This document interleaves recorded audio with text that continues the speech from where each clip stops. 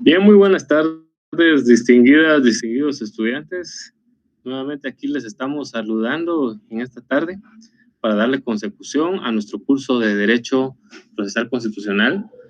Como ustedes recordarán, en la sesión número 7 estuvimos platicando acerca de la exhibición personal y empezamos a ver aspectos principalmente históricos en relación a lo que es también la competencia y otras circunstancias de la misma.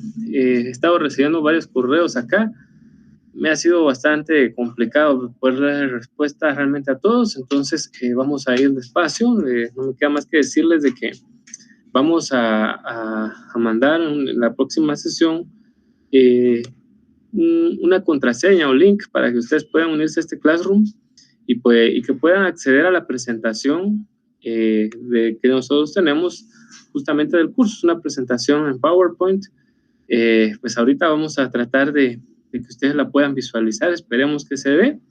Si en algún momento, pues justamente alguien recibe una llamada, tendré que interrumpir un momento la sesión, pues para que justamente me corroboren, me hagan corroborar si se está transmitiendo o no el tema este de la presentación. Que sería lo idóneo porque pues hoy justamente en esta sesión vamos a hablar del trámite específico ya de la exhibición personal. Luego, pues igual otro procedimiento, ni más ni menos que procedimiento especial de averiguación, que también desde luego lleva como tal un esquema. Entonces sería lo ideal. Ahora pues si no, pues vamos a facilitarles, como ya les dije, a través de darles ahí el link o el codiguito que tiene acá el Classroom para que puedan ustedes en definitiva accesar a esta presentación y verificar el código como tal. Para esta sesión va a ser necesario que usted tenga a la mano siempre la sugerencia, un cuaderno de notas, su Constitución Política de la República de Guatemala, desde luego la Ley de Amparo, Exhibición Personal y Constitucionalidad, e incluso para esta sesión vamos a necesitar el Código Penal, así como usted lo ha escuchado, su Código Penal. Entonces, dígale ahorita a la familia que se lo pueda jalar, si usted lo tiene cerca, pues excelente para que podamos ver, porque vamos a hacer esas consultas a la norma. Entonces es importante que usted lo tenga ahí a la mano, y si también tiene un resaltador, un lápiz, pues excelente. Si no, pues tome nota de momento los artículos y más adelante pues usted lo logra corroborar. Entonces es el objeto que nosotros tengamos. Vamos ahorita a ver si logramos compartir el tema de la presentación. Esperemos que así sea, veamos.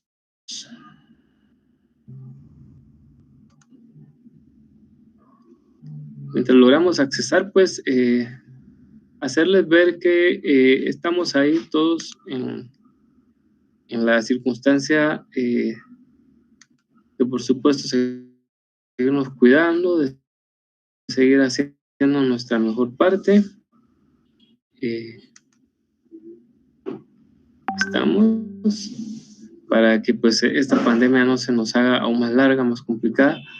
Más adelante pues se verá Dios mediante el resultado en cuanto a que pues no tengamos tantas víctimas fatales, ¿verdad? Entonces es vital que usted también atienda las recomendaciones. Vamos a ver si ya se logró. Pues en apariencia y tendríamos que estar ya prácticamente teniendo la presentación. Vamos a ver.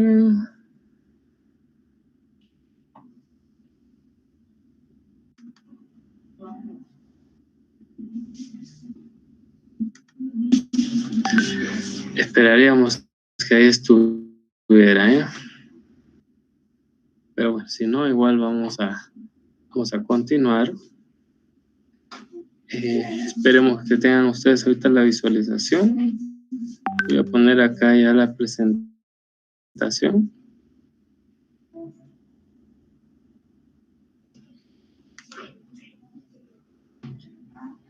Ahorita veremos, esperemos que ustedes la logren visualizar, insisto, allá en casa.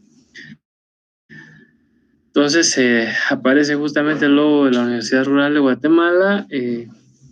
Entonces, el tema de hoy, que es el trámite de la exhibición personal y además del procedimiento especial de averiguación, el orden penal realmente aparece en el Código Procesal Penal, pese a que verdaderamente sus incidencias se dan derivadas de una exhibición personal en la cual pues el exhibido no apareció dentro del plazo que la norma establece, que si ustedes recuerdan, pues hemos platicado y según la ley misma nos sitúa, no debe exceder de 24 horas. El objetivo de esta sesión es conocer acerca de la tramitación de la exhibición personal del procedimiento especial de averiguación. Este es el objetivo general. Insistimos que conozcamos el personal como tal. Para ello, pues vamos a iniciar platicando un poquito del trámite de la misma. En la semana pasada, justamente, si ustedes recuerdan, estuvimos platicando ante qué órgano jurisdiccional se debía interponer la exhibición personal, dependiendo justamente de quién era la autoridad en contra de la cual se estaba definitivamente tratando de recurrir. Entonces, tenemos que recordarnos por esa situación. Muy brevemente, pues les vuelvo yo a refrescar la memoria. A partir del artículo 11 de la Ley de Amparo y Exhibición Personal, está todo este tema de cuál es el órgano jurisdiccional competente. Vamos ahorita a poner un ejemplo que vaya acompañando este pequeño esquema. Espero que de veras esté en sus pantallas en este instante. Entonces, el primer paso es este: se interpone ante el órgano jurisdiccional. El fundamento está en el artículo 263 de la Constitución. Imaginémonos que la vamos a interponer en contra del, bueno, se me ocurre ahorita, el director general de Migración. Entonces, vayamos haciendo el ejercicio. Váyase usted a la Ley de Amparo, por favor. Ahí por el artículo 13 de esta Ley de Amparo, exhibición personal y constitucionalidad, nos va a refrescar este tema para ver si estamos en lo correcto. Nos dice el artículo 13, puede dar la lectura, competencia de la Corte de Apelaciones, y dice: las salas de la Corte de Apelaciones del orden común en sus respectivas jurisdicciones conocerán de los amparos, y acuérdense que pues, por una circunstancia ampliada que establece el artículo 83, y también de las exhibiciones personales, ¿no? Entonces, que se interponga en contra, y ahí tenemos justamente lo que yo les estoy dando en este instante de ejemplo.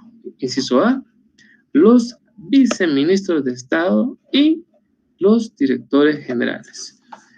Entonces, yo hago mi memorial, comparezco, lo dirijo hacia una sala de la Corte de Apelaciones. Ese es el primer supuesto, ¿sí? Yo lo dirijo a la sala de la Corte de Apelaciones.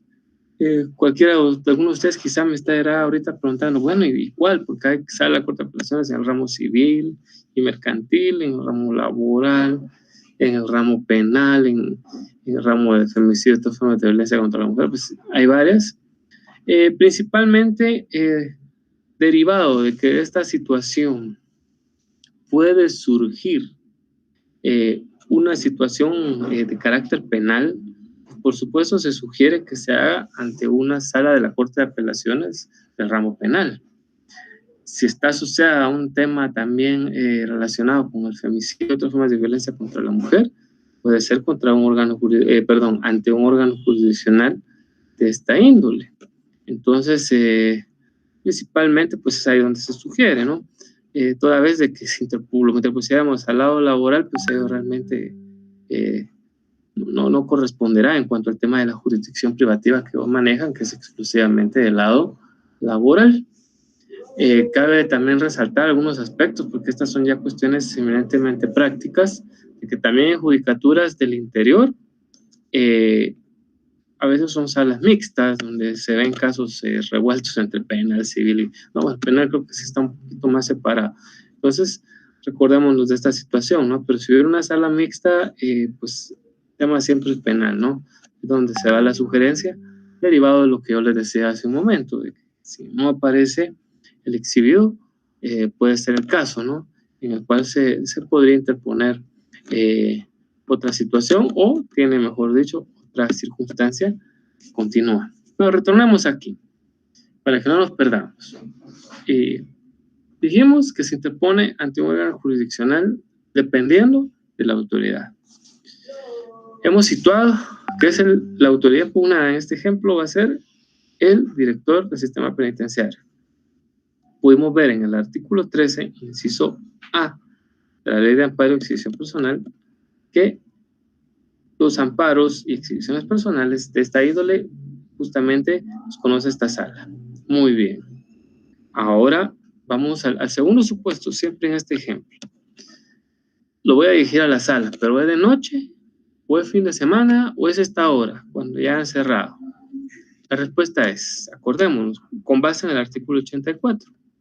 Si ya es de tarde, así como ahorita, que pues ya son casi prácticamente las 6 menos cuarto, pues si ya es de tarde, simple y sencillamente, estimadas estudiantes, pues bajo esa situación lo puedo dirigir hacia un juzgado de turno. Los juzgados de paz de turno incluso son la mayoría de los que realmente van a diligenciar como tal. Ante ellos puedo llevar mi memorial y lo presento ya. Incluso si yo sé que es tarde, lo puedo dirigir directamente a ellos. Y aquí es lo interesante de la exhibición personal. Recordémonos que los temas siempre son que hay un principio procesal de oficio, a pesar de que no está descrito todavía dentro de un tema que ya haga doctrina, pero hay un principio, impulso procesal de oficio. Entonces, la exhibición personal igual proseguirá, aunque sea por un órgano jurisdiccional de turno. Esto es el primer paso que si ustedes pues tienen ahí en su pantalla, que espero que sí lo logren ver, se visualiza en el lado izquierdo. Por eso es de que aparecen en los artículos 83 y 84, haciendo referencia justamente al 83, a lo que estamos diciendo, ¿no? Que corresponde a la misma competencia de amparo a las exhibiciones personales, y el 84 que nos refiere justamente a que cualquier órgano jurisdiccional puede recibir dicha exhibición personal. Luego, pues, nos iríamos al segundo paso de este trámite, y es que bajo esa circunstancia, ahí ustedes, si lo tienen enfrente, dice que el juzgado o tribunal, por eso hacemos ver esa situación, ¿no? Que vimos de que a veces es competencia de un juzgado de primera instancia y a veces de una sala o incluso puede ser hasta de una cámara, imagínense. Emite el auto de exhibición personal. Entonces, yo siempre les hago ver a mis estudiantes, les recuerdo que es un auto. Veamos que un auto es una resolución que nos lleva, nos moviliza hacia un procedimiento. Entonces, aquí el procedimiento de la acción, justamente, bien podemos decir que ya tiene una incidencia desde ese momento en el cual se emite este auto de exhibición personal, donde déjeme contarle, ¿no? Y es aquí donde vienen cosas interesantes.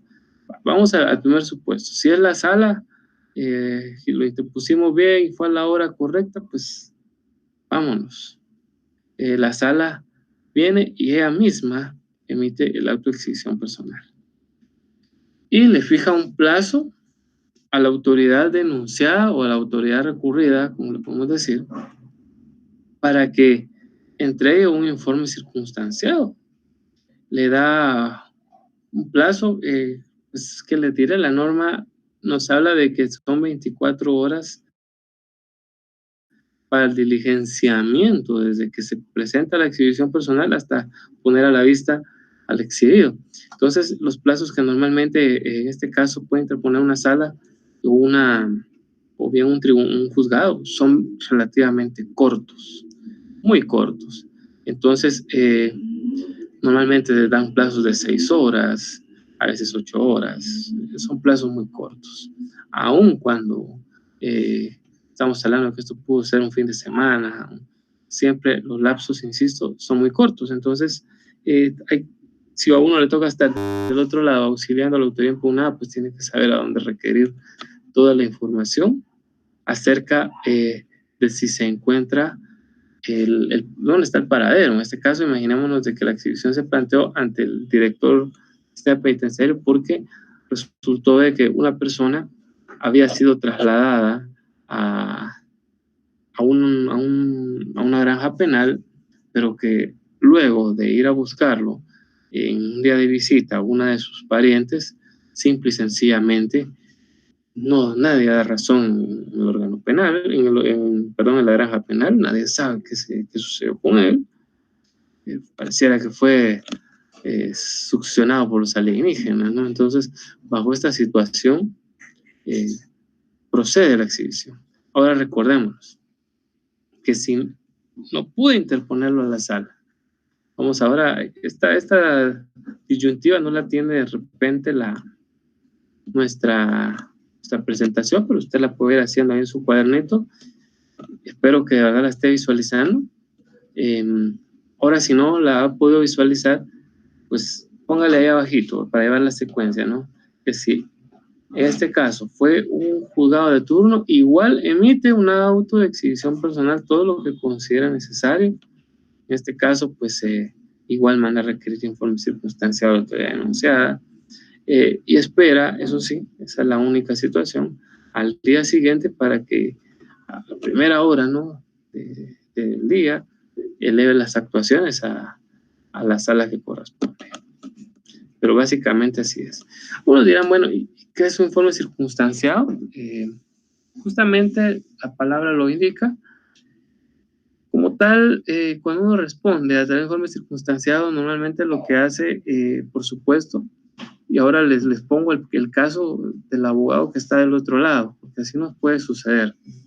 Para si yo estoy trabajando para la autoridad denunciada. Muy bien, pues usted lo que tiene que hacer igual es mandar a pedir información a todas partes del lado de la autoridad en un tiempo más que razonable. Después hace también su memorial. En el memorial usted va a agregar la representación legal del director, eso es muy importante. ¿Cómo se acredita una representación legal del director? O sea, ahí usted va a dirigirlo a la sala correspondiente, su memorial, identifica el nombre del director, el licenciado fulano de tal, de tantos años de edad, bla, bla, bla. Entonces, actúo bajo el auxilio, dirección y procuración del abogado, uno escribe sus datos, y es ahí donde viene la magia, ¿verdad? Hago valer mi representación legal entonces es aquí donde viene. ¿Qué documentos son para los temas de la personería? Por supuesto, una de ellas es el nombramiento. En este caso, si hablamos de funcionarios públicos, sabemos que existe un nombramiento. Aquí hay alguna oportunidad de preguntarle, bueno, ¿y si es el presidente? Pues ahí no es nombramiento. Recordamos que eso fue selección popular. Entonces, lo que se solicita es justamente la constancia del Tribunal Supremo Electoral. Pero aquí, pues, estamos hablando de un director general, normalmente justamente es nombrado, entonces se agrega una copia del nombramiento. Y asimismo un acta de toma de posesión.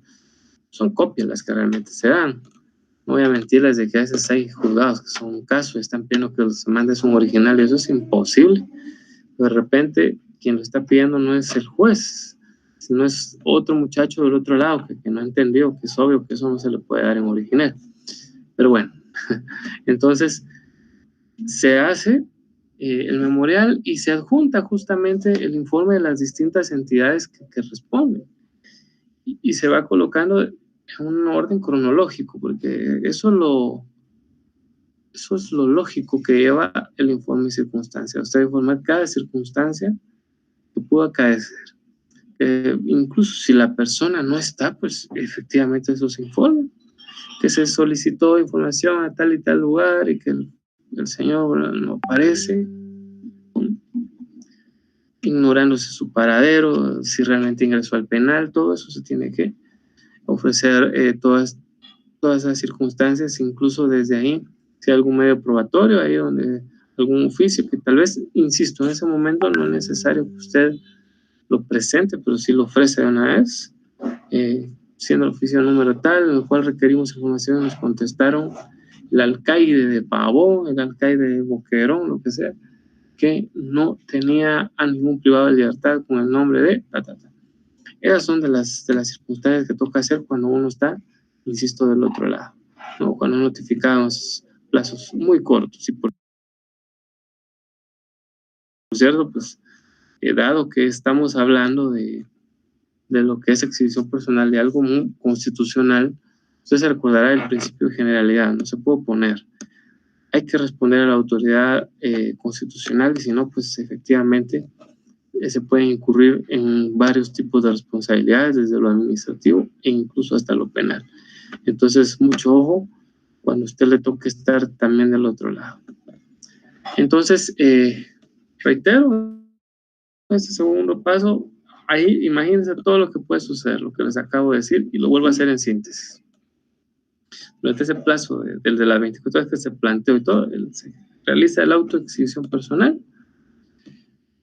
El tribunal, en este caso, de exhibición del habeas corpus, requiere informe circunstanciado a la autoridad denunciada. Ahí está. Requiere ese informe. Dijimos que en el caso de la autoridad denunciada, pues no, tiene que diligenciarlo e informar todo lo que tenga. Una vez tramitado este informe circunstanciado, pasamos al tercer paso. Espero que, insisto, lo esté viendo en su pantalla. De repente se nos estaba escapando algo aquí. ¿Y qué sucedería, dirían ustedes, si el tribunal, el juzgado que previamente había conocido no era la sala, sino seguíamos en tema de un juzgado de menor grado? Entonces, bajo esta situación, el mismo juez puede en su momento tomar la determinación y al practicar la exhibición. Normalmente incluso se da también un exhorto en el cual efectivamente termina siendo un juez menor el que practica la diligencia realmente. Cuando es una sala, al final así es, un juez de primera instancia, un juez de paz, es el que termina realizando la diligencia. Entonces, esas de las circunstancias. Ahora pasamos al tercer paso, donde nos dice que el juez que dictó el auto, ¿qué auto? El auto de exhibición personal, se constituye al lugar en donde debe de estar presente el exhibido. Entonces, esto es lo sobremanera interesante. Usted lo puede chequear ahí en el artículo 95.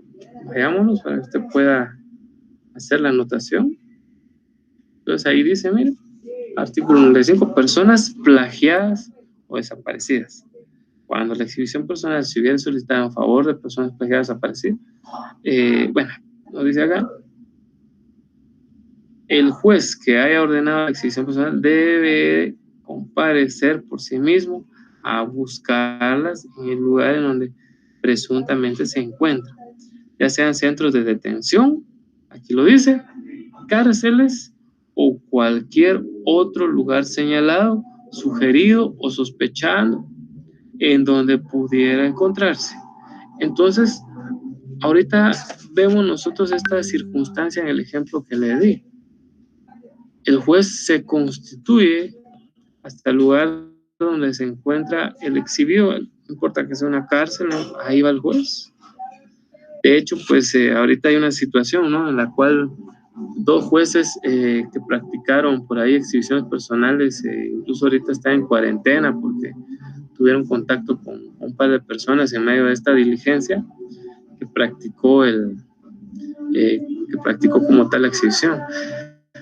Lamentablemente ahorita tenemos un poco de bulla por parte de los vecinos. Van a permitirme, voy a cerrar un poco las ventanas, para que así usted pueda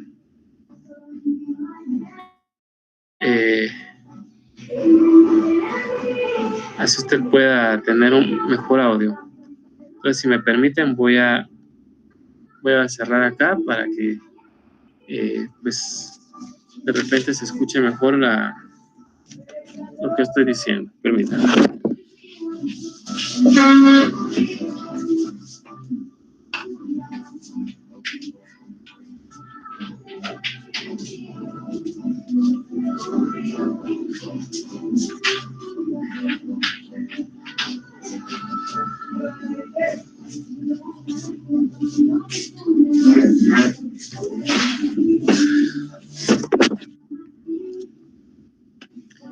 Bien, pues lamentablemente creo que el audio no es el mejor, pero bueno, voy a tratar de hablar un poco más recio. Estas son cosas de las que, ¿qué le digo? No se puede a veces uno escoger a los vecinos, ¿no? Bien, entonces les decía, bajo esta situación, el juez se constituye hasta el lugar donde se encuentra el exhibido.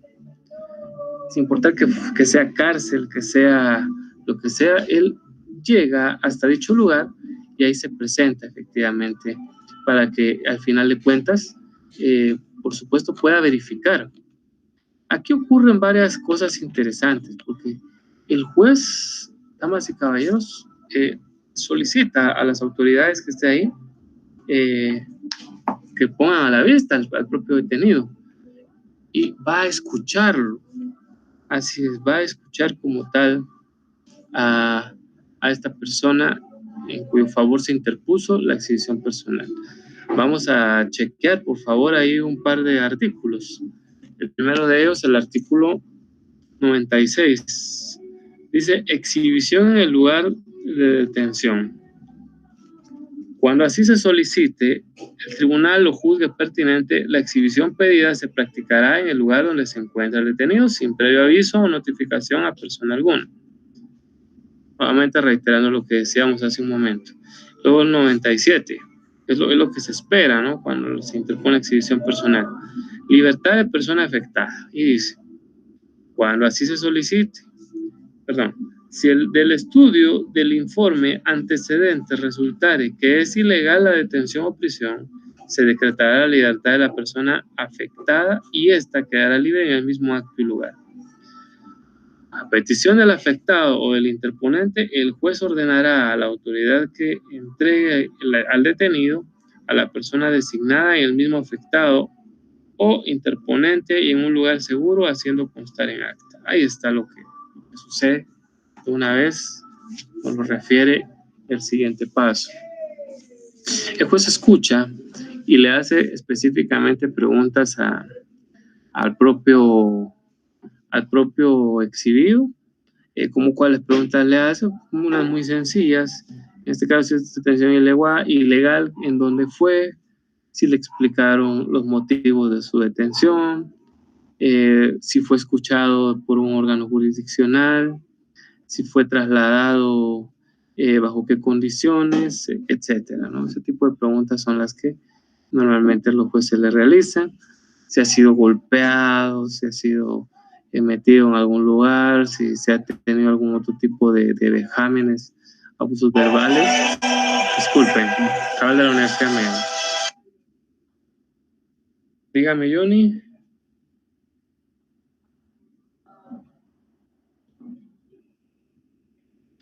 Sí, fíjese que voy a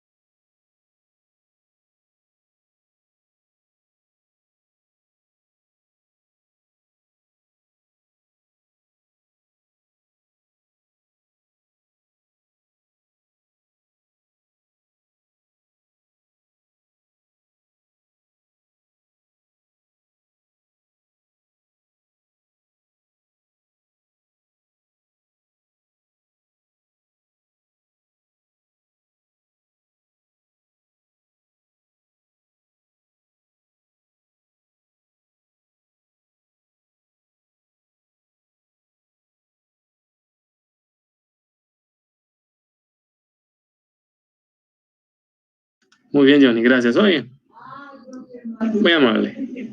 Gracias.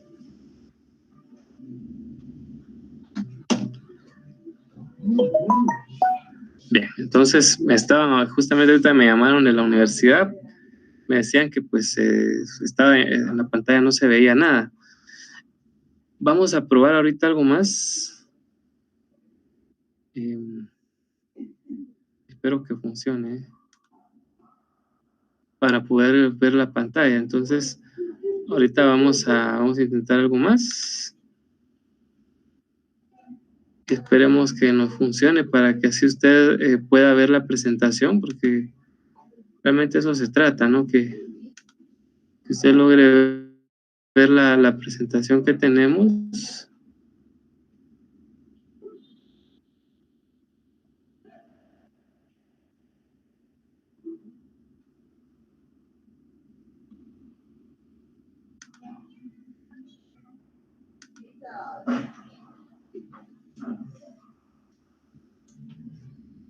Entonces, van a disculpar, siempre hacemos lo que podemos para que así usted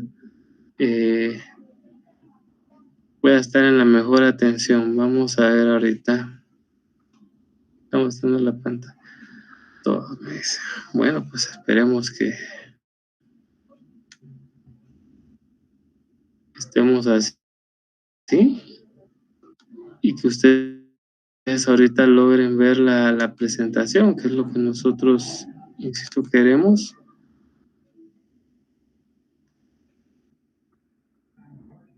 La universidad, si se logra, ahorita estaríamos viendo, esperemos que ustedes hoy sí puedan tener a la vista el trámite de exhibición personal, porque pues ahí es justamente donde nos corresponde. Entonces vamos a esperar unos segundos la confirmación, van a disculpar ustedes, para que así pues logremos prácticamente hoy sí tener y que ustedes puedan observar esta presentación. Voy a quedarme un momento para esperar aquí que vía teléfono pues me haga la confirmación.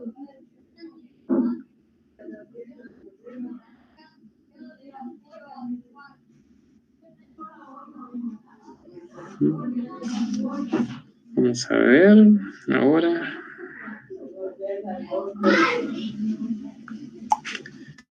Bien, ahorita me van a responder, entonces mientras tanto vamos a avanzar. Yo espero que sí ahora estén logrando visualizar. Si logran tener ahorita, pues vamos a ir a la explicación que aparece prácticamente en el último recuadro de color morado, donde dice: una vez verificadas las circunstancias que dieron origen, el juzgador emite acta declarando el lugar o no la acción. Eso es lo importante de esto. ¿Quiénes dirán? Pero no tenía que emitir resolución. Ojo, sí emite resolución el órgano jurisdiccional, porque sí la emite. No obstante, en ese instante lo que hace el juez, en este caso, es realizar un acta en la cual detalla a dónde se constituyó, va a detallar si logró justamente conversar, entrevistar al exhibido, va a hacer ver bajo qué condiciones encontró al mismo, que eso es algo por demás muy importante, y por supuesto al final va a establecer si es procedente o no la exhibición personal derivado de la entrevista y de la propia verificación prácticamente física que él realizó a la persona. Entonces, imagínense todo lo importante que se realiza dentro de esta acta. Esto fue lo que hace un instante leímos nosotros en el artículo 97 de la Ley de Amparo. Hay algo interesante al respecto también que lo vamos a encontrar ahí, lo dice el artículo 107 y 108.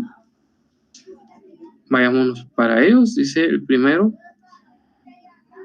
pesquisas para establecer responsabilidades. Y dice: comprobados los hechos que dieron lugar a la solicitud de exhibición, el mismo tribunal o en su caso el ejecutor hará lo posible por agotar las pesquisas a fin de averiguar quiénes son los directamente responsables, lo cual se hará constar en la resolución que dicta el tribunal. En lo que decimos, se dicta una resolución y por supuesto aquí se tiene que establecer las responsabilidades, como ya lo dije, van desde lo administrativo hasta penales, de haber sido una prisión ilegal, ¿no? Porque lo hemos dicho, después de la vida, la libertad es uno de los derechos más importantes del ser humano.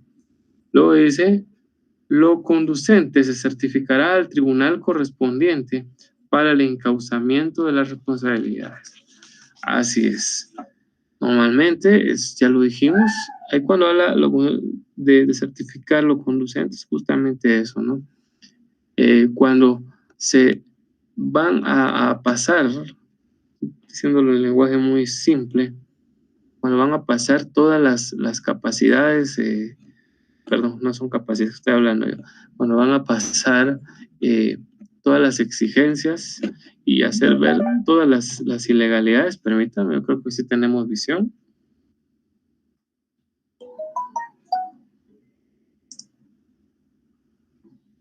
Ahí estamos, perfecto. Ya.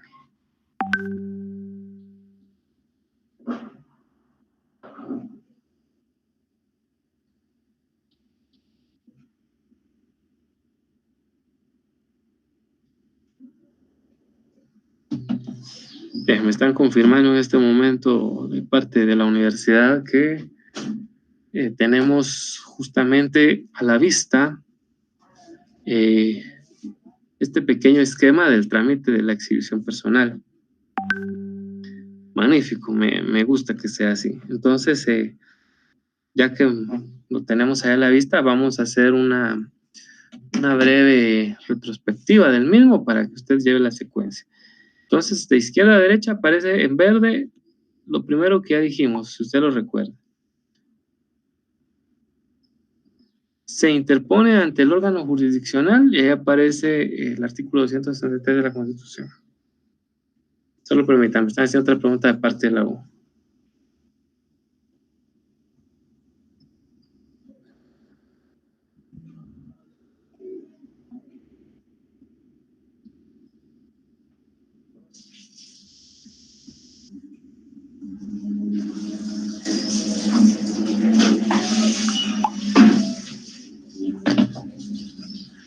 Ahí les explicaba que pues en mi caso lo veo en toda la pantalla.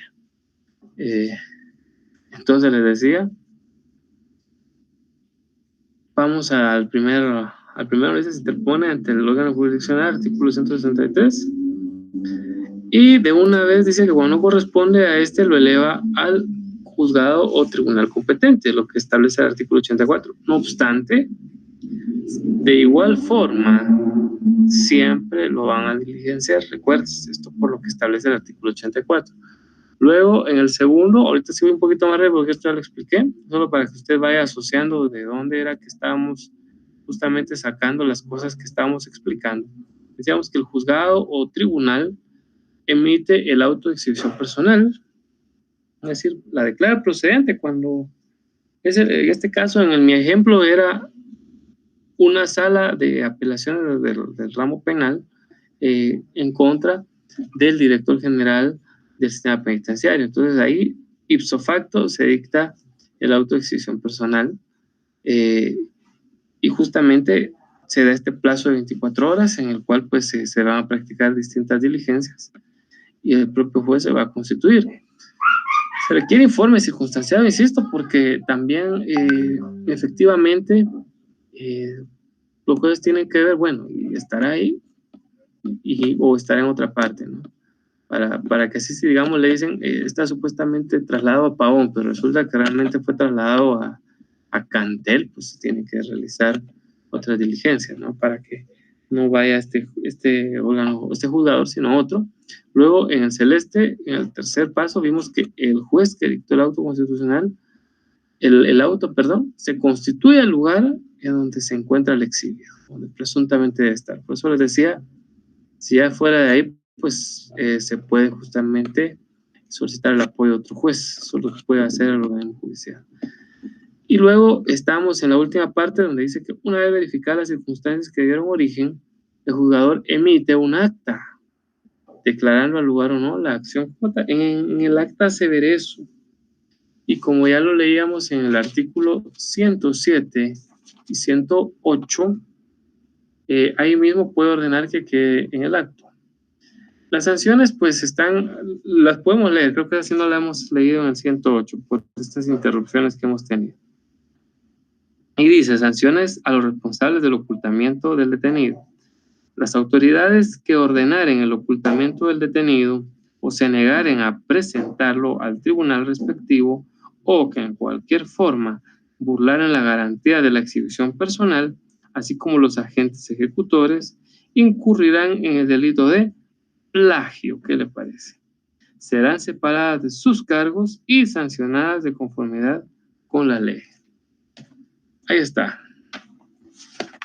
Solo a eso es a lo que se puede exponer una persona que se resiste a la tramitación de la exhibición personal. Por ello, decíamos, ¿no?, que también hay responsabilidades administrativas y hasta penales. Imagínense, la destitución es una responsabilidad de carácter administrativo. Entonces, todo esto ocurre en el trámite de la exhibición personal. Si apareció el exhibido, pues esto sucede. Ahí también puede ocurrir algo. Vayámonos siempre a este cuarto donde hicimos una vez verificar las circunstancias. Por supuesto, si la declara sin lugar, el juez simple y sencillamente va a expresar eso en el acta, que se encontró al señor fulano tal ahí, y se determinó que la prisión que él guarda, pues está apegada completamente a derecho, motivo de una sentencia debidamente ejecutoriada, o bien que el sindicado se encuentra realmente en prisión preventiva, por orden de tal juzgado, o bien si en cuanto a vejámenes que se pudo constatar, que en este caso el señor fulano de tal pues no presenta ninguna sola señal de violencia, etcétera. Eso es lo que el juez va a determinar.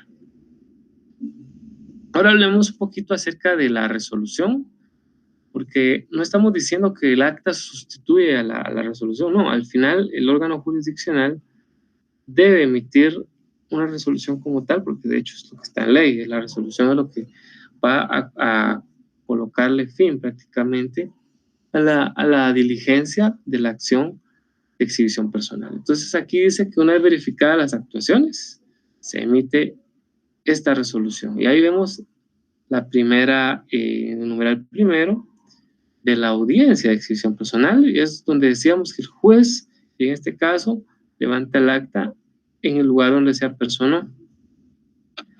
Y como ya dijimos, si ahí se determina que es improcedente porque la persona no está sufriendo vejámenes y su prisión es legal, ahí se acaban las diligencias en ese razonamiento y en la resolución se hace ver que no al lugar como tal. Y si al lugar, pues pasa lo que decimos a continuación en el numeral segundo, donde dice libertad del exhibido. De caso, ahí está, el juez, lo que sucede en ese momento le hace ver a la autoridad del órgano donde se encuentra la persona detenida y le hace ver que quede en libertad en el momento. Y en este caso, de una vez el juez, ahora lo consigna la resolución, va a certificarlo conducente. En este caso, si le va a decir al alcaide, mire, usted permitió el ingreso, ¿sí? Entonces certifico lo conducente al Ministerio Público y al juzgado de tal penal para que justamente pues se deduzcan las responsabilidades de la ley. Imagínense. Luego pasa lo que ustedes ven en el numeral tercero, donde dice, en el caso que el beneficiado, ahí dice se encuentre desaparecido, el juez ordenará las pesquisas del caso. Era lo que decimos, bueno, debería de estar, pero no está. Bajo esta situación, surge, por supuesto, algo que llama la atención y es lo que nos refiere al artículo 109 de la Ley de Amparo, Exhibición Personal y Constitucionalidad.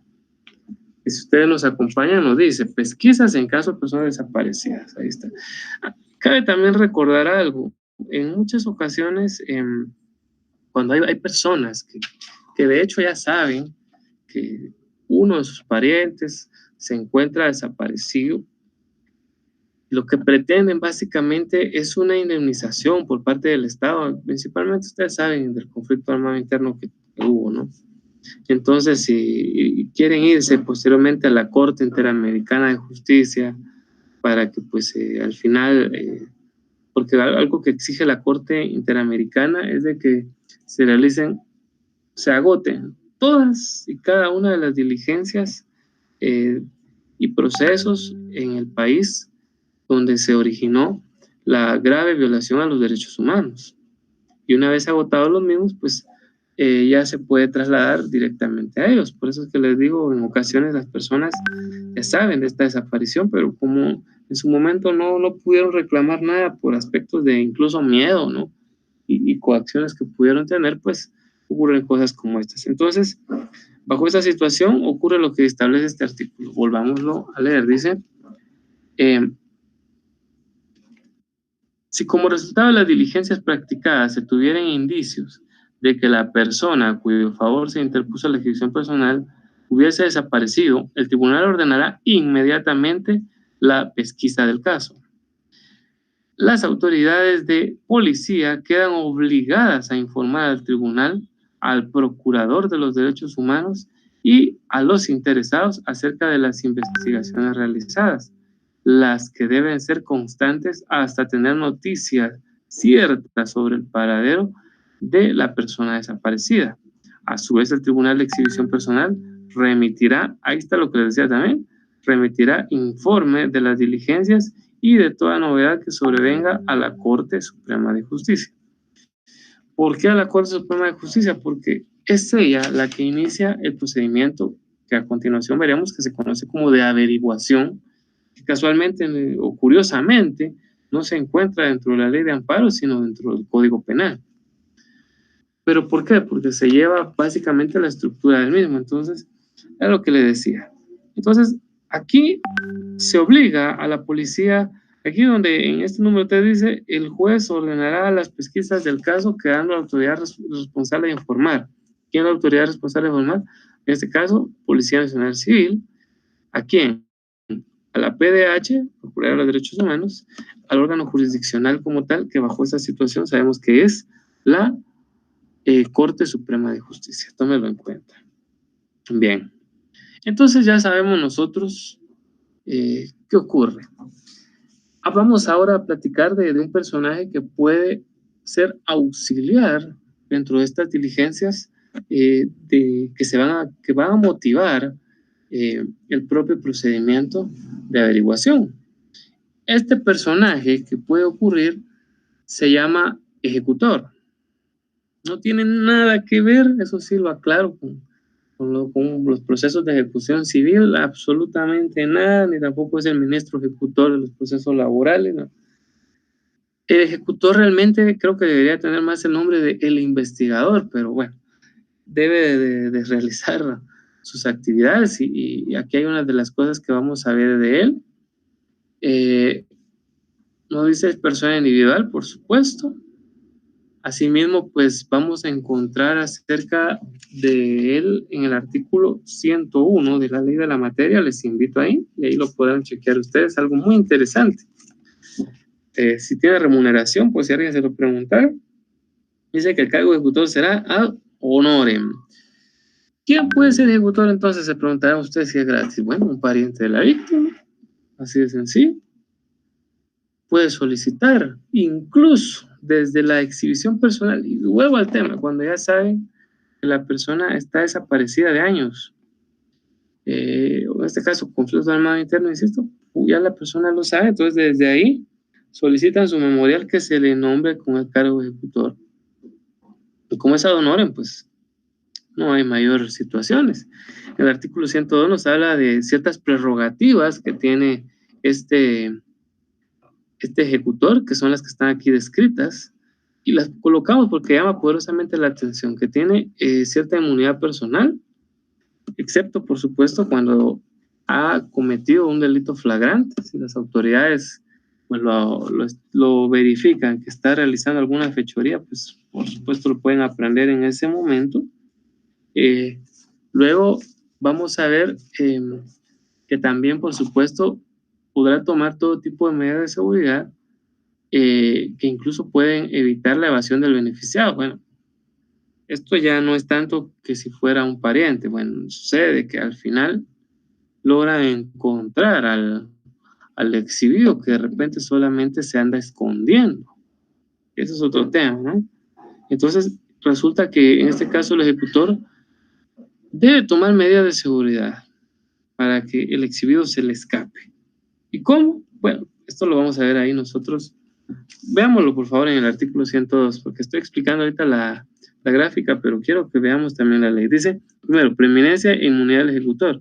Todas las autoridades y habitantes de la República guardarán al ejecutor durante el tiempo que dure el desempeño de su cargo las preeminencias y respeto debidos. Además, durante este tiempo gozará de inmunidad personal y no podrá ser detenido por ninguna causa salvo el delito infragante, o sea, la flagrancia. 103 nos dice, cuando el ejecutor comparezca al centro de detención a practicar la exhibición personal ordenada y el agraviado no fuere habido o presentado, deberá buscarlo personalmente en todos los lugares de ese centro de detención, sin perjuicio de seguir buscándolo en donde pudiera ser encontrado. Es decir, bueno, supuestamente lo trasladaron a Pavón, bueno, ahora me voy al infierno, me voy al infierno, y todas las diligencias se consideran, ¿no? Luego dice el 104, medidas de seguridad durante la exhibición. Esto es lo que tiene que ver con lo que decíamos. Dice, mientras se practican las diligencias de exhibición, el ejecutor deberá tomar dentro de la ley las medidas de seguridad que fueran necesarias contra el detenido para evitar su evasión. Era lo que hace un instante decíamos. No se le puede ir, no se le puede escapar, ya una vez lo llega a tener, pues ahí se tiene que quedar. Entonces, prácticamente y eso por favor ponga la atención, el ejecutor deberá tomar, es decir, tiene la obligación, no se le puede ir ni tampoco esconder, de que seguir escondido para ver qué reclamamos, no, porque entonces ahí el ejecutor estaría volviendo cómplice de un delito. Entonces, vemos nosotros básica y exclusivamente que tiene que tomar determinaciones, no es sugerencia, ¿verdad? Entonces, por eso dice ahí, tomará medidas de seguridad para que no se le vaya, en el caso de que se le quiera ir. Y por eso aparece en el cuarto, donde dice, poder requerir el auxilio del órgano jurisdiccional o a las fuerzas de seguridad del Estado. Recordemos que fuerzas de seguridad del Estado solo son 3, no hay más que eso. Entiéndase, en este caso, como estamos en un centro carcelario, pues tiene que ser el sistema penitenciario, también puede ser la Policía Nacional Civil y en algún momento determinado, incluso el Ejército de Guatemala. Entonces, esas son las 3 fuerzas, no hay para más. Dicho esto, pues esto lo tiene el artículo 105, ¿no? Donde dice auxilio de fuerza pública, ya les dijimos quiénes son, y dice los tribunales y el ejecutor, en su caso, podrán pedir auxilio de la fuerza pública para el cumplimiento de sus resoluciones, y si la autoridad requerida no la presta inmediatamente, incurrirá en responsabilidad conforme a lo que prescribe el Código Penal. O sea, ya estamos hablando de un incumplimiento de deberes, otro delito, pero esta vez sería para la autoridad fuerza de seguridad que no quiera comparecer. Bueno, volvemos al tema aquí de que se encontró por fin en un centro de detención al exhibido, andaba perdido en uno y otro lugar y fue encontrado hasta San Juan Chamelco, ¿eh? Y entonces ahora resulta pues de que estando allá no quiere salir y hay reos que tampoco no lo quieren dejar salir, y bajo esas situaciones donde se puede solicitar el apoyo de las fuerzas de seguridad. Quienes dirán, ¿y cómo lo voy a solicitar? Pues mire, normalmente si uno está en el lado del ejecutor, si es de los parientes que solicitó su nombramiento como ejecutor, ahora bien también lo puede nombrar el órgano jurisdiccional o el juez mismo, ser el propio ejecutor en algún momento determinado. Eso es otra de las cosas que se nos está escapando. Decirles de repente ahí por el tema de tiempo, pues lo es, y efectivamente, pues más fácil para él pedir el auxilio a otro órgano jurisdiccional, a la fuerza de seguridad. En el caso de que si es el propio juez, pues no va a pedir el auxilio a nadie, él solo va a hacerlo directamente a las fuerzas de seguridad para que lo apoyen con sacar de donde se encuentra el exhibido, ¿no? Entonces, eso es una de las diligencias que puede realizar el ejecutor. Pero volvemos al tema. ¿Y qué sucede? Sí, simple y sencillamente no apareció, porque aquí estamos hablando de si apareció. ¿Mm? El ejecutor buscó y buscó y buscó. Luego, bueno, el ejecutor usualmente aparece, hay que decirlo, cuando dentro de las primeras situaciones de la exhibición personal durante esas 24 horas no pudo haber sido puesto eh, frente a la vista del juez el exhibido. Entonces surge la figura del ejecutor para darle búsqueda. Esa es la situación. Pero aquí resulta que ni siquiera el ejecutor lo encontró. Entonces, ¿qué ocurre bajo esta expectativa, no? Exhibición personal, no aparece, el ejecutor no lo haya. Muy bien, entonces, ¿a dónde nos vamos? Ahora sí, al Código Penal. Vamos a ver el procedimiento de ejecución. Ustedes seguramente ya llevaron derecho procesal penal, aunque ahí pues los procedimientos especiales se ven un poquito a grosso modo o de repente pues muy acelerados. Bueno, entonces esta gráfica la vamos a tener por varios minutos acá, no tengan pena porque no solamente vamos a ir leyendo literalmente lo que aparece en la gráfica, no, sino se le va a ir dando una explicación al mismo. Entonces lo primero es que si ya tiene su código penal a la mano, puedan echarle un vistazo al artículo 467. Situémonos en él para ir entendiendo cada una de las cosas que sucede. Y vuelvo a decir, por si alguno ahí se está ahí que sintonizando tarde o va a decir, ay, ya me perdí, estoy viendo primero un procedimiento, ahora otro, bueno, volvamos a entender lo siguiente. El primero que vimos es el procedimiento de la exhibición personal, una exhibición personal normal, llamémosle así, en la cual el juez o el tribunal pues tiene que verificar si el exhibido está en prisión normal, sufriendo vejámenes y todo esto. Ya dijimos que celebra un acta y en el acta pues va a determinar si procede o no la prisión que tiene, si es legal o no, o lo deja libre. Luego dijimos de que realiza una resolución de la que acabamos de ver un poco, y en esa resolución pues vimos prácticamente todas y cada una de las cosas que puede hacer, explicando la procedencia, ¿no?, de la propia exhibición y determinando quiénes son los responsables bajo esta situación. Ahora, eso es cuando apareció. Ahora estamos viendo la otra parte, cuando no apareció el exhibido. Se nombró un ejecutor para darle búsqueda y este tampoco lo encontró. Entonces, tiene que iniciarse sí o sí el procedimiento especial de averiguación. Ahora espero que sí, después de esa síntesis que considero forzosa, pues podamos entrar en materia. Este no es el procedimiento de la exhibición personal como tal, es cuando no apareció el exhibido, así de sencillo, y ya se practicaron todas las diligencias. Entonces viene este procedimiento especial de averiguación. Vayámonos al artículo 467 del Código Penal, se también medio tiempo, para los que sí han llevado muy bien la lectura y todo esto, que me imagino que son la gran mayoría, pues este micro repaso que hice no creo que les haya perjudicado mucho, pero igual, ¿no?, lo considere práctico. Entonces veamos el artículo 467 del Código Penal, repito, Código Penal, de todas formas, pues la ley de amparo no tiene tantos artículos, pero igual es del Código Procesal Penal, perdón, no penal, ni siquiera es penal, procesal penal. ¿Y qué dice? Artículo 467, procedencia. Vean cuándo procede. Si se hubiera interpuesto, aquí dice un recurso de exhibición personal, ya hemos platicado que propiamente no es recurso, pero bien. Son los diputados los que hacen las leyes, que ya sabemos que ellos no conocen mucho de todo. Un recurso de exhibición personal sin hallar a la persona a cuyo favor se solicitó, ahí está, ese, sin hallar o sin encontrar, subráyanlo si quieren, porque de ahí deriva, Si se encontró, no va a proceder jamás este procedimiento. Solamente si no se encontró.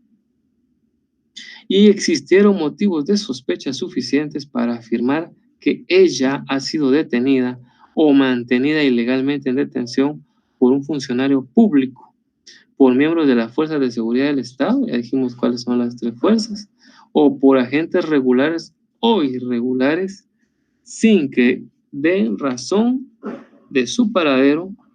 Ahora vamos a ver qué órgano jurisdiccional es el que conoces. La Corte Suprema de Justicia, a solicitud de cualquier persona, podrá. No lo hace de oficio. A solicitud de cualquier persona. Es obvio, termina la diligencia de exhibición personal. Si los parientes no lo hagan, ahí lo pueden dejar. Si no, ninguno de solicitó ser ejecutor, ahí se quedará. Pero aquí sí, a solicitud de cualquier persona, el ejecutor, uno de los parientes que se apersonó previamente a solicitar la exhibición, ¿qué persona? Puede ser incluso una persona, ahí dice persona, una persona jurídica, ¿por qué no? Hay instituciones que se dedican a esto, entonces por eso lo dice, ¿no? Cualquier persona. Entonces, de acuerdo a solicitud de cualquier persona podrá, y aquí lo dice, número 1, entonces, ¿qué va a realizar esta persona? Intimar al Ministerio Público para que en el plazo máximo de 5 días informe al tribunal sobre el progreso y resultado de la investigación, sobre las medidas practicadas y requeridas y sobre las que aún están pendientes de realizar. La Corte Suprema de Justicia podrá abreviar, ¿qué le parece?, el plazo, cuando sea necesario. Pues son 5 días y es un plazo relativamente escueto. Pero aún se puede abreviar más, sobre todo cuando, ya dijimos, es una persona que se encuentra desaparecida del conflicto armado interno. Cualquiera dirá, pero de veras interpone excepciones, no, que estoy hablando, disculpe, exhibiciones personales, por supuesto. Las está interponiendo muy seguido porque la indemnización que otorga posteriormente la que conmina, mejor dicho, a pagar la Corte Interamericana de Derechos Humanos, pues es bastante buena, ¿no? Es bastante plata, entonces puede ser esa situación, pero es que vale la pena pelearla para muchos. El dinero no compensa, pero bueno, al menos sí saca de penas y de repente por eso es que sí procede en muchos casos. ¿Qué más puede hacer? Encargar la averiguación, o sea, el procedimiento preparatorio, en orden excluyente. Entonces, lo va haciendo así. Encarga la averiguación, el procedimiento preparatorio. Y usted se dirá, bueno, ¿qué procedimiento preparatorio? Aquí es donde esto se vuelve más penal que nunca. Usted sabe, después de una primera declaración, ahora voy a hacer la analogía, espero que por favor no se me pierdan, porque ahorita ya escuchamos la palabra procedimiento preparatorio. ¿Y eso qué es? Pues es el proceso penal. Solo que a diferencia de un proceso penal ordinario o común, llamémosle así, porque no es ordinario, sino común, en el cual se escucha en la primera declaración al sindicado, se realiza por el juez un auto de procesamiento y posteriormente determina incluso si auto de prisión o no, pues y con ello, con ese autoprocesamiento, vámonos al procedimiento preparatorio. Pues aquí ocurre algo similar, solo que como no hubo primera declaración, porque eso sí no es el caso, y por eso es un procedimiento especial, pero no vamos a ese procedimiento de averiguación. ¿Quién? Recuerdo, esto es una pregunta de penal que tiene mucho que ver con esto. ¿Quién tiene la carga de la prueba? Al igual que en penal, el Ministerio Público. Y vamos ahora al segundo cuadrito, donde dice: la Corte Suprema de Justicia convoca al MP y a los interesados para establecer las pesquisas, pudiendo suspender la audiencia para colectar pruebas. Es ahí a donde vamos ahorita nosotros. Entonces, regresemos al artículo 467, donde dice: va a encargar la averiguación, el procedimiento preparatorio. ¿A quiénes puede encargarles justamente, a quiénes va a ordenar justamente un excluyente? Entonces aparece ahí al Procurador de los Derechos Humanos, a una entidad o asociación jurídicamente establecida en el país, de estas ONGs que se dedican a este tema, al cónyuge o los parientes de la víctima, por supuesto. cualquiera de ellos puede sencillamente excluirle acerca de, pero el Ministerio Público tiene la carga de la prueba, eso no hay para otra. Entonces, ese es el tema de la admisibilidad cuando vemos el 468, donde nos dice que justamente se establecerán las pesquisas que el MP tenga que realizar. Entonces, aquí bajo este caso, las víctimas, damas y caballeros, y el propio ejecutor, que usualmente es víctima, y lo vamos a leer en un poquito más para allá, o si no víctima, es pariente de la víctima, el ejecutor se puede constituir como querellante adhesivo, hace su solicitud como querellante adhesivo. Ya sabemos que para ello puede realizarla a través de una audiencia unilateral, y normalmente pues en ese orden puede ser, solicita una audiencia unilateral que se le tenga como querellante adhesivo. Entonces, luego pasamos al cuadrito número 3, donde dice: la Corte Suprema de Justicia otorga el mandato de averiguación, en este caso al Procurador de Derechos Humanos, quien podrá designar a un tercero. Aquí es interesante, ¿ya? El mandato de averiguación. Y veamos por qué al Procurador de los Derechos Humanos. El Procurador de los Derechos Humanos actúa fuera del ordenamiento jurisdiccional, es decir, no está comisionado por ningún juzgado, no pertenece al organismo judicial, mejor dicho, sino que únicamente va a estar comisionado al mismo. Entonces, es una de las situaciones que se da. ¿Por qué el Procurador de los Derechos Humanos? Porque se tiene que establecer si esto, por supuesto, ha motivado a una franca violación de derechos humanos, que sobre todo en procedimientos de esta índole es lo que se presume, ¿no? Una desaparición forzosa, una tortura, etcétera. Entonces, eso es a lo que se refiere. Entonces, veamos lo que dice por el artículo, donde dice que debe contener el mandato. Ahí aparece el nombre y apellido del Procurador de Derechos Humanos o de quien éste designe para la averiguación, pudiendo ser un particular independiente de la institución. No, ya dijimos el cargo del ejecutor, que alguien lo puede solicitar, ¿no? Pero si no lo solicita, se le olvidó solicitarlo, pues ahí está el Procurador de los Derechos Humanos, ¿no? Luego dice en el número 2, el nombre y apellido, datos de identificación de la persona a quien encomienda la averiguación. En el mismo sentido, si se trata de una entidad social, ¿no? En el 3, nombre y apellido y datos de identificación de persona desaparecida, desde luego. Y luego también un resumen de todo esto, ¿no? De los hechos que se han suscitado. En el numeral 5 dice la expresión de que el investigador designado se haya equiparado, dice, a los agentes del Ministerio Público para el esclarecimiento del hecho descrito, con todas las facultades y deberes, y la orden de los funcionarios empleados por el Estado de presentar la misma colaboración respecto al funcionario mencionado. Entonces, es ahí donde se da todo este tipo de situaciones, donde se va designando, en este caso, por un mandato, prácticamente, al propio Procurador de Derechos Humanos o al propio ejecutor que ya solicitó en esta situación. El artículo 470 nos habla del procedimiento preparatorio. Una vez, ¿no? Ahora vayamos a una etapa penal. ¿Qué sucede una vez que se termina la etapa preparatoria del Ministerio Público? Agotó la misma. Bueno, los plazos, cualquiera dirá, nos vamos otra vez a los plazos que el Código Penal establece. Veamos el 470. Nos dice, el investigador designado conformará su averiguación. Bueno, recordémonos si alguien me dijera, bueno, ¿y quién es el investigador designado? Recordemos, puede ser el Procurador de los Derechos Humanos o un tercero que él designe, o el ejecutor, que puede ser un pariente de la víctima. Perdón, dice, según las reglas comunes del procedimiento de preparación de la acción pública, sin perjuicio de la actividad que pudiera cumplir el Ministerio Público. La declaración del sindicado solo procede a pedido del investigador designado o ante el juez respectivo. Cualquiera dirá, bueno, ¿y quién será en este caso el sindicado? ¿Se recuerdan que se interpuso la exhibición personal en contra de alguien? En este caso dijimos que era contra un director, ¿no?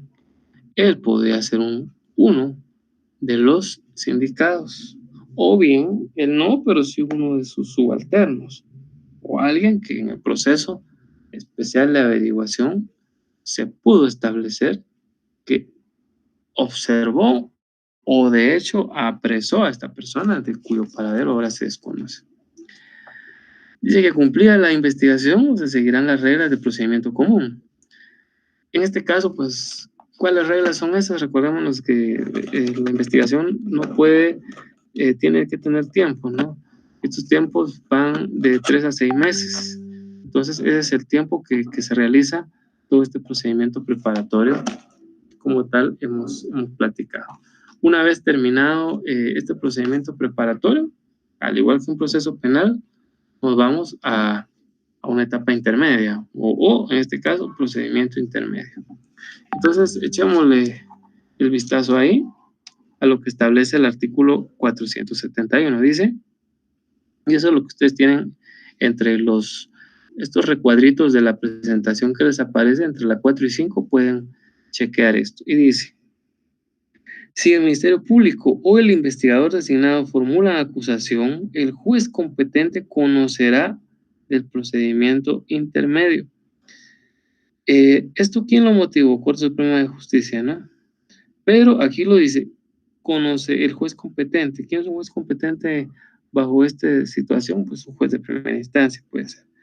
Cualquiera que sea el orden en que concluya la Corte Suprema de Justicia, aquí lo interesante, será informada por el investigador del resultado de su averiguación. Es decir, no va a ser la Corte Suprema de Justicia la que lleve el procedimiento intermedio, sino será informada. Aquí ya la norma delega, y en este caso deja de ser Corte Suprema de Justicia la que va motivando, sino pasó a un juzgado de primera instancia.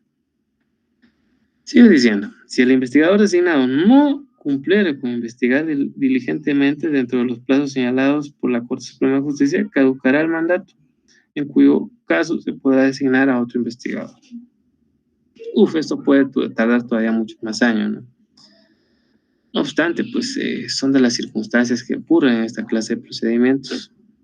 Entonces, el procedimiento intermedio, tenemos que recordarnos un poquito el penal, el procesal penal como tal, pues se dan todas las situaciones en contra prácticamente del... Imaginémonos de que, para que vean que no estoy señalando a nadie ni creando nada de eso, fue un alcaide de una de las prisiones el que resultó al final responsable, porque él sí permitió el ingreso de una persona detenida ilegalmente y luego esta se desapareció misteriosamente y nada de razón. Entonces, en esa etapa intermedia ocurre exactamente lo mismo del penal, es decir, se presenta la investigación del MP, del propio mandatario que ya dijimos, que estableció la Corte Suprema de Justicia, que puede ser el Procurador de Derechos Humanos o un particular. El Ministerio Público puede presentar una acusación como tal, puede acusar y con ello solicitar la apertura de un debate oral y público, y la otra parte pues puede también solicitar que se dé una clausura provisional, un sobreseimiento, etcétera. Entonces, lo mismo de un proceso penal es lo que prácticamente podemos chequear acá. Entonces, luego de que se determina de que sí nos vamos a debate, pues seguimos en la misma línea, como que si ya esto se volvió un procedimiento penal como tal. Y ahí lo podemos checar nosotros en el artículo 472, por favor. ¿Qué nos dice ahí? Y es lo que ven ustedes en la última línea, en la último recuadro que tiene la presentación, donde dice procedimiento posterior, fijen todas y cada una de las reglas del debate oral y público. Y ahí está el fundamento legal. Y dice, a partir del auto de apertura de juicio rigen las reglas comunes, inclusive para decidir el tribunal de sentencia competente. ¿Sí? No es la Corte Suprema de Justicia. Y hay quienes dirán, bueno, ¿y dónde se quedó la Corte Suprema de Justicia? Se quedó antes de iniciar el procedimiento preparatorio. Desde ahí se quedó la Corte Suprema solo diligenciando, supervisando por su parte, se realicen todas y cada una de las distintas funciones a quienes nombró y a quienes designó. Ahí se quedó la Corte Suprema de Justicia, que prácticamente es quien instó a partir de que se le motivara a ella, ¿no? Entonces, imagínense, rige todo el procedimiento. Eso significa que previo al debate también hay una audiencia de ofrecimiento de prueba, ¿no? Con las mismas reglas, como si se tratara de un proceso penal típico. Eso es lo que ocurre. Entonces dice el artículo, término de ley 472, dice, el investigador designado continuará como querellante, ahí está lo que decía, si así lo hubiere solicitado en su acusación y será considerado siempre como tal en todo momento del procedimiento. Esta es la misma figura que aparece en el artículo del artículo 101 al propio 105 que podría darse de la Corte de la Ley de Amparo, Exhibición Personal y Constitucionalidad. Puede ser la misma persona, solamente de que una lo hace en medio de la investigación de buscar al exhibido y la otra es en una etapa donde ya se determinó que se ignora el paradero. Entonces, hay quienes dirán, bueno, y si no se responsabilizó específicamente a nadie, sino como ya es un procedimiento de antaño, es el Estado, pues se lleva el procedimiento en contra del Estado, como de hecho se va en muchos casos, es PGN quien asume en este caso la representación del Estado, no como persona individual, sino el Estado como persona jurídica, eso es lo que llama la atención. En un momento determinado, pues es ahí donde se dan este tipo de situaciones. Termina, si no hay ninguna persona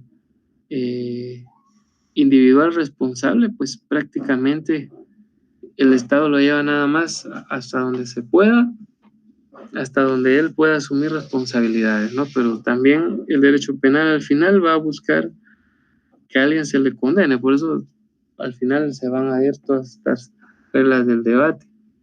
Y si en el debate resultara que en todo el mundo pues quedó exento de responsabilidad y se emite una sentencia absolutoria, pues de igual manera procede la apelación y nos vamos a segunda instancia.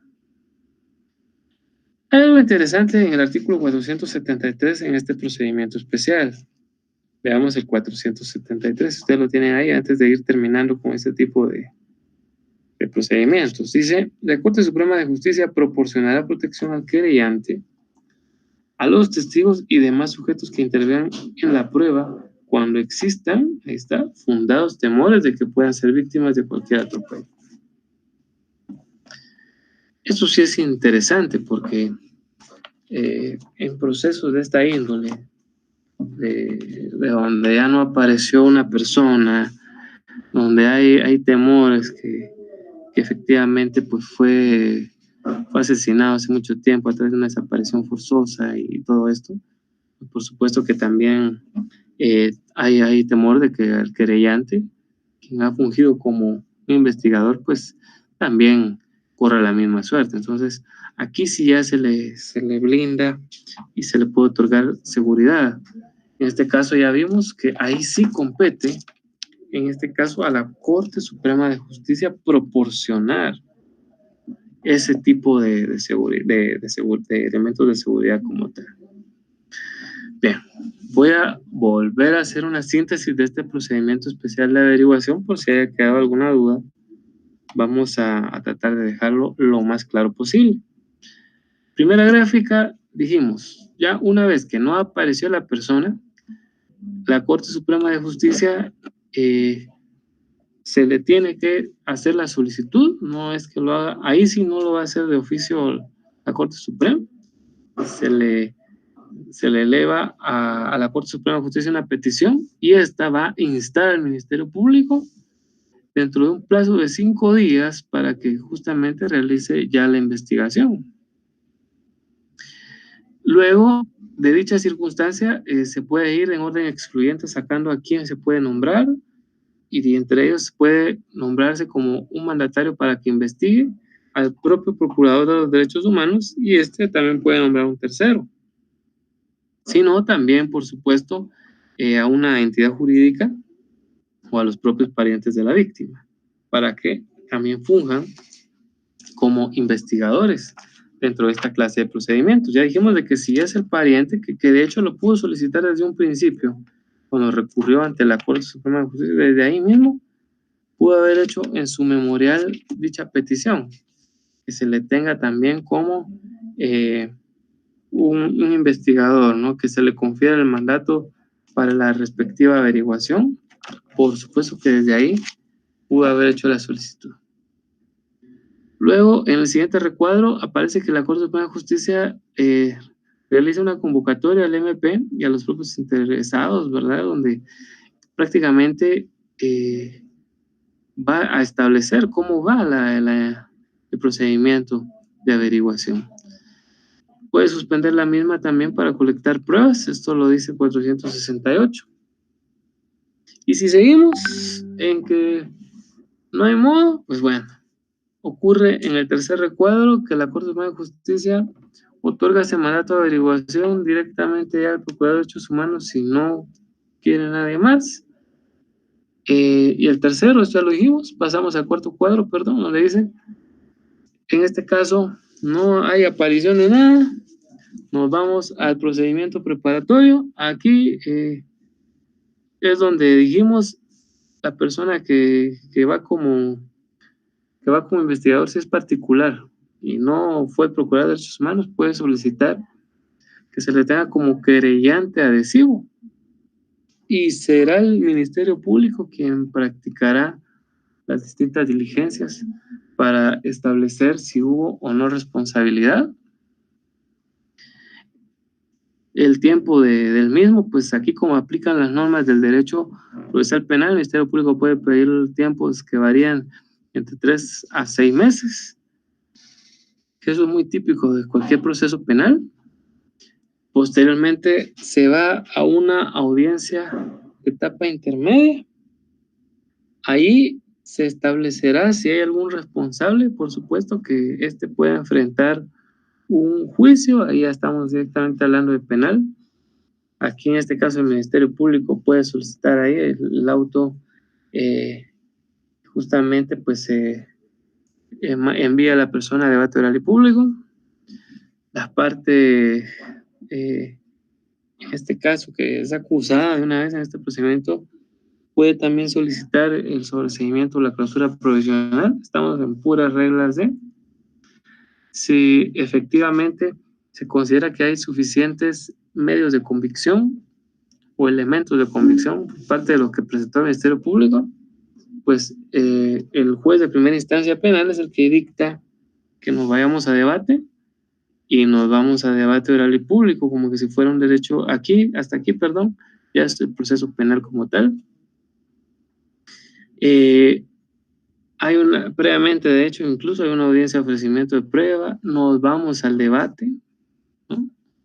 En el debate, como tal, pues van a regir las mismas circunstancias, es decir, que hay alegatos preparatorios, se van a diligenciar de los distintos medios de prueba, también se puede, en este caso, las partes presentar prueba que ya no, en este caso ya sabemos que previamente ellos la ofrecieron en el procedimiento intermedio, ellos la pueden ya diligenciar por su parte y al final pues se emitirá una sentencia condenatoria absolutoria que incluso como ya estamos hablando de que cayó a ser como cualquier proceso penal, pues puede ser apelable ante una sala de la Corte de Apelaciones.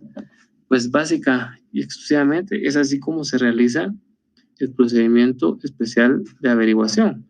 Bueno, aquí venía la ronda de preguntitas. Bien, entonces,